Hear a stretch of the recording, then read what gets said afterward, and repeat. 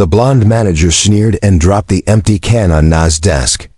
"Look everyone, the company's diversity initiative is taking the Coca-Cola shower," shouted Brad Mitchell, the account coordinator, as he filmed everything with his iPhone 15.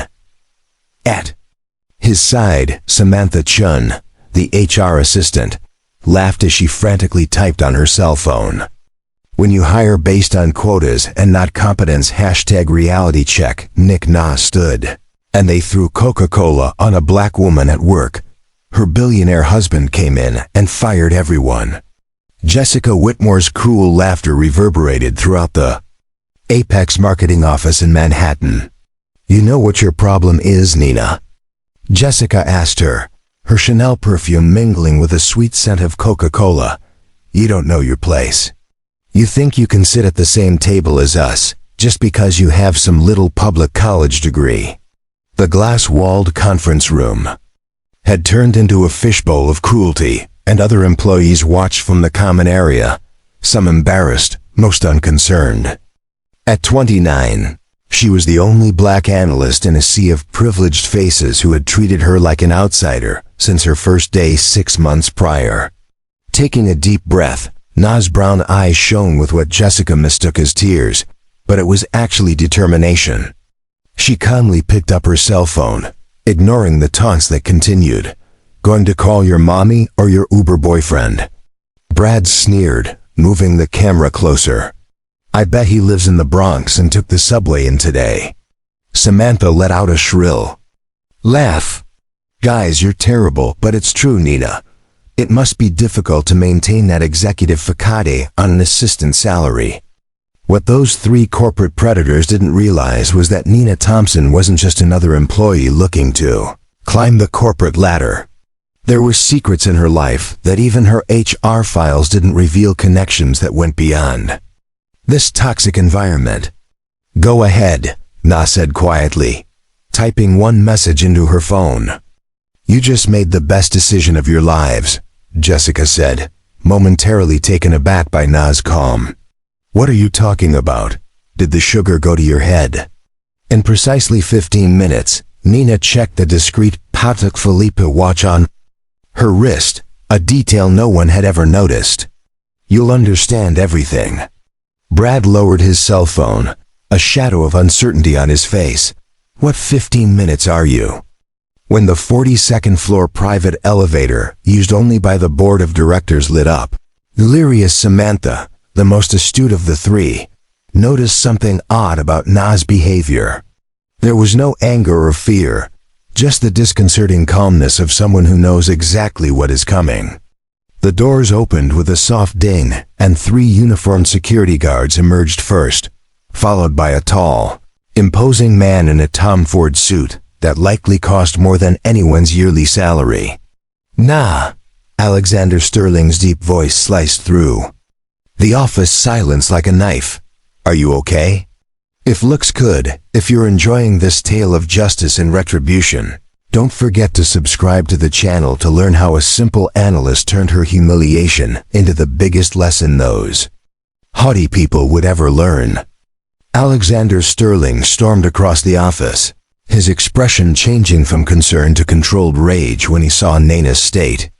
Drops of Coca-Cola were still dripping from her hair, staining the white collar under her navy blue blouse. "Security," he called. If Jessica, Brad, and Samantha were killed, they would already be buried. Jessica, still trying to process the situation, stepped forward and said, "Escort these 3 people out of the building now." "Excuse me, but who the hell do you think you are? This is our office, and Nina is our employee." "Wrong." Alexander stood protectively next to Nina. "This is my office. Sterling Enterprises is the majority shareholder of Apex Marketing."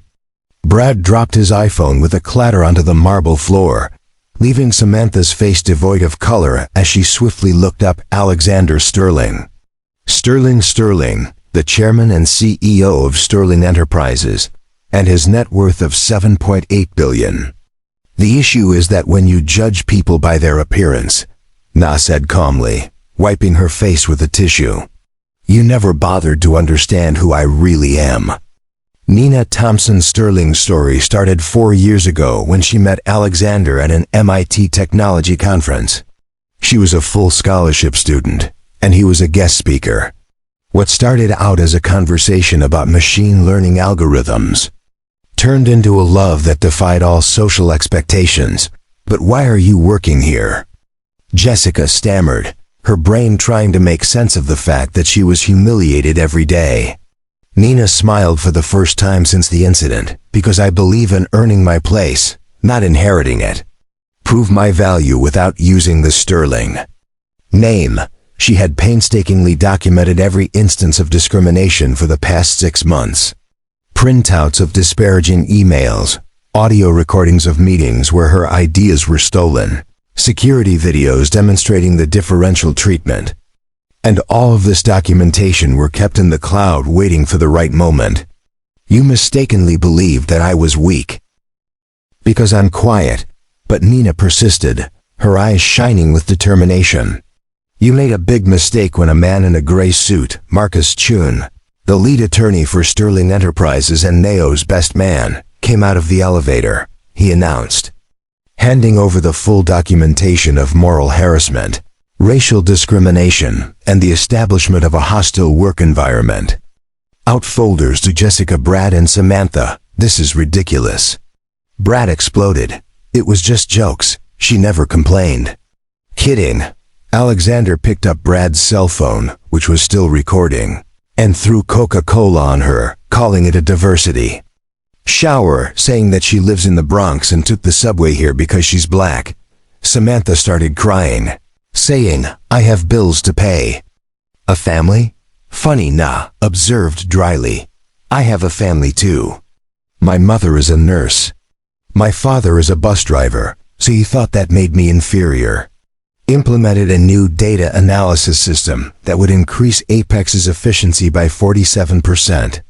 The project was valued at millions of dollars and was registered solely in her name. Alexander said that any attempt at retaliation would result in immediate legal action. Jessica, in a final act of desperation, turned to the other employees who were standing by in shock. "Will you allow this to happen?" Tom Williams from the IT department stepped forward.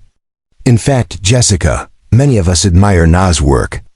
You are the one who created this toxic environment." As security arrived, Nina took her laptop and personal belongings. The PC Philippa's watch on her wrist, a wedding present from Alexander, read 3:47 p.m. in precisely 13 minutes. A memo announcing radical changes to the company's diversity and inclusion policy would be sent to the entire organization. Nina touched her husband's arm and said, "I want to use this for something bigger, not just revenge." He nodded, instantly understanding the scholarship fund you wanted to create. Exactly 4 young black people in technology, funded with the value of the shares these 3 owned in the company. The true impact of what had happened that Friday afternoon was just starting to unfold when Marcus Chun started projecting a presentation titled "Evidence of Hostile Environment, Thompson versus Apex Marketing" onto the main screen in the auditorium. The emergency meeting called for all employees, promised important clarifications regarding structural changes, but Jessica screamed, trying to reach Marcus' laptop, saying, "No, no, no, that's an invasion of privacy." What was perceived as weakness was actually the silent strength of those who gather evidence, wait for the right moment, and transform personal injustice into systemic change. "Invasion of privacy," Alexander repeated with a chilly smile. "Like these emails you sent to the entire department." A message from Jessica appeared on the screen. "The new diversity arrived today. I bet she won't last a month." The next slide displayed screenshots of a WhatsApp group called Elite Apex, where Brad Pauld posted daily photos of Nina with captions like "Found the missing maid" and "Someone called her Uber." Samantha gasped when she saw her own Instagram posts appear, including one in which she surreptitiously recorded Na eating lunch alone, captioned, When the quota has no friends, #reality 6 months, nah, Brad pawed. The next slide showed something that made the entire auditorium hold its breath. Project Prometheus, a new predictive marketing analysis system developed by Nina Thompson Sterling. Its estimated value was $47 million, and it is currently patented. While you were wasting your time humiliating me, Nina continued, I developed an algorithm that will revolutionize data analysis in marketing. Sterling Enterprises has already acquired the exclusive rights. Jessica staggered backward. You spent 6 months creating a complete digital archive of your own discrimination, including every screenshot, audio clip, video, and HR copy of everything. However, this means that every dollar of profit this project makes over the next 20 years will go directly to the Nina Thompson Fund for Black Youth Technology Scholarships. Alexander added, the project was initially funded by the forced sale of the shares you three own in this company. Brad tried one last desperate gambit. This is extortion, and we're going to sue you. Marcus Chin adjusted his glasses.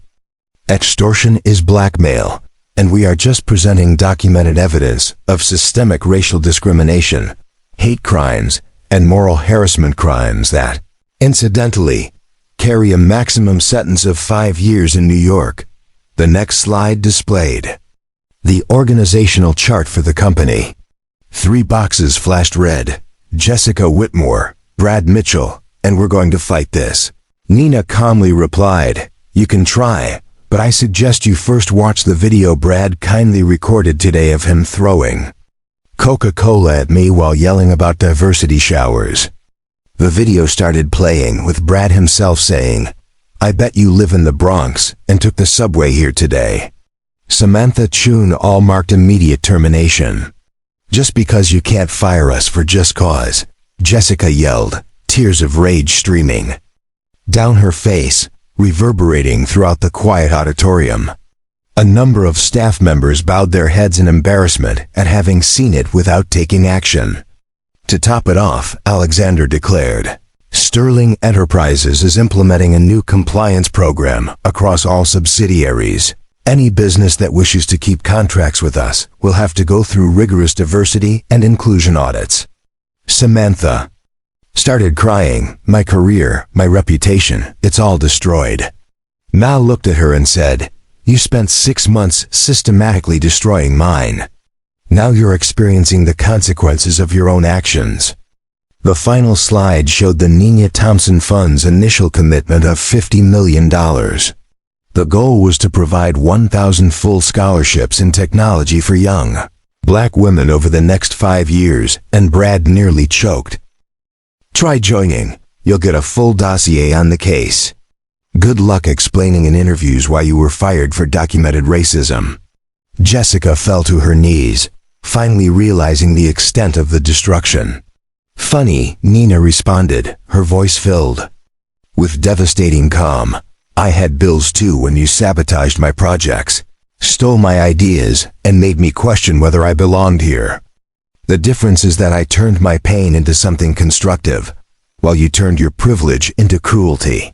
Security guards started to escort the 3 out of the building, and a final message appeared on the big screen.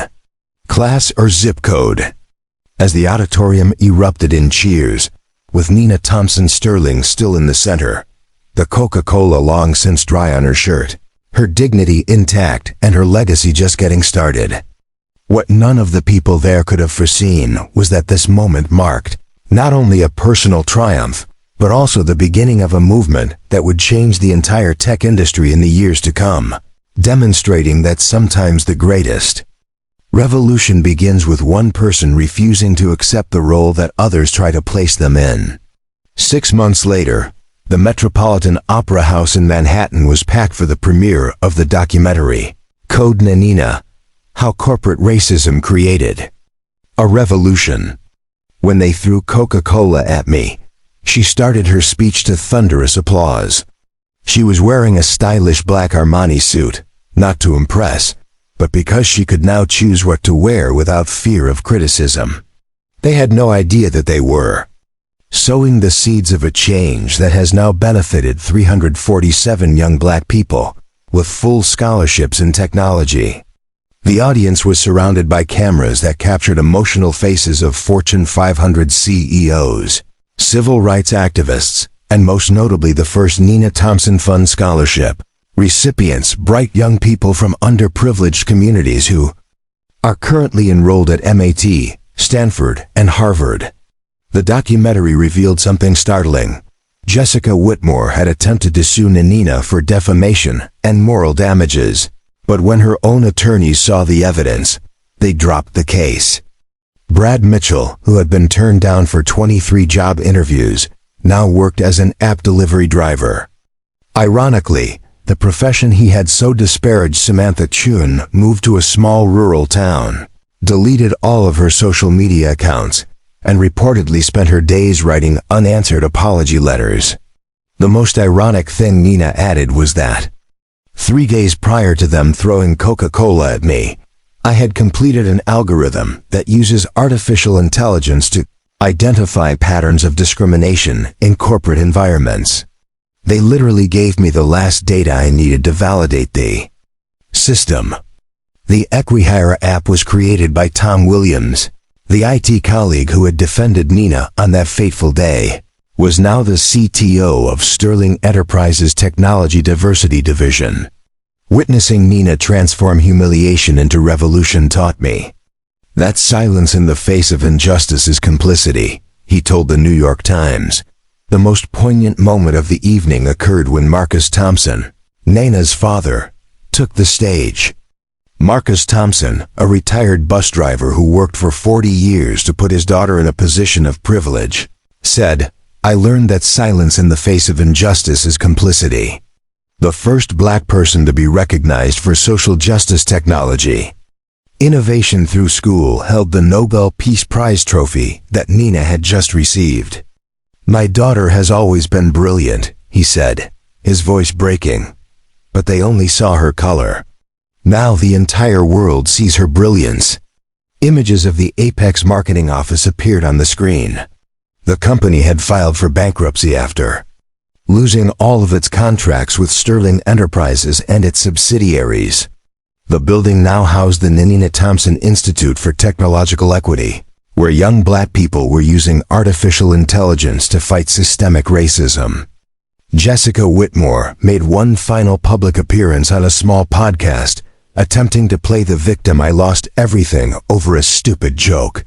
The video went viral not because people felt sorry for me, but because it was a perfect example of how privilege makes people blind to the seriousness of what they did.